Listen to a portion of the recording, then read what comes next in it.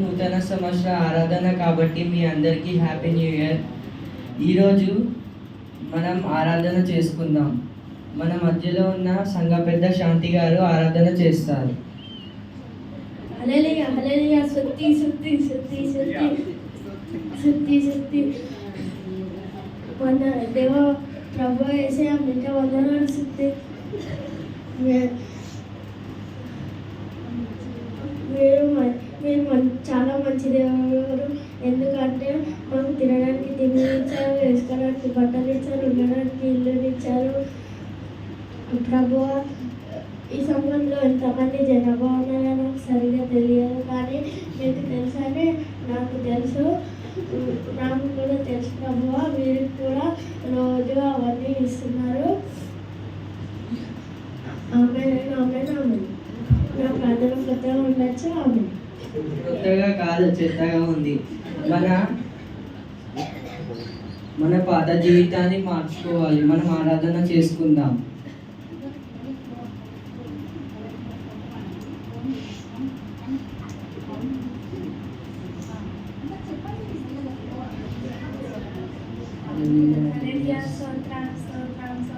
నూతన సంవత్సరం ఇచ్చినందుకు చాలా సంతోషం ఉంది దేవా. ఈ సంవత్సరం నాకు అంతా మంచిగా జరగాలి, నేను మంచిగా మారిపోవాలి. చర్చిలో అన్నిటిలో నేను ఫస్ట్ ఉండాలి, ఎక్కువగా ప్రార్థన చేయాలి, బైబిల్ చదవాలి, చర్చిలో అన్నిటిలో నేనే ముందుండాలి. ఇది నా ఆజ్ఞ, గుర్తు పెట్టుకో ప్రభువా. దేవునికి గుర్తుంది, కానీ నీకు గుర్తుకుండదు.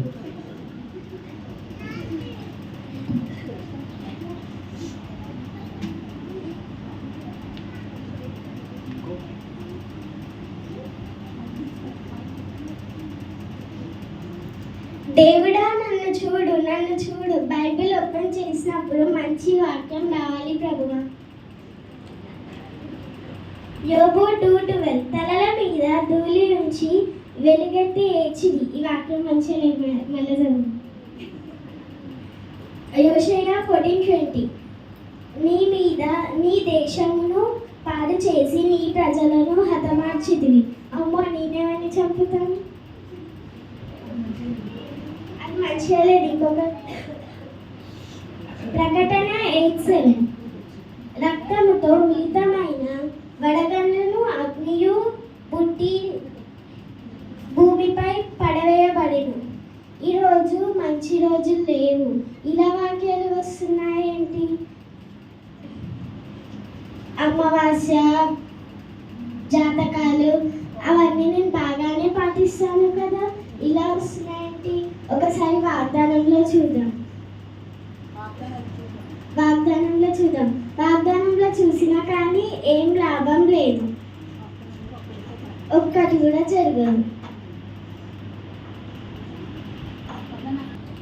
అబ్బా సిస్టర్, ప్రేయర్ నాకు చాలా నీరసంగా ఉంది.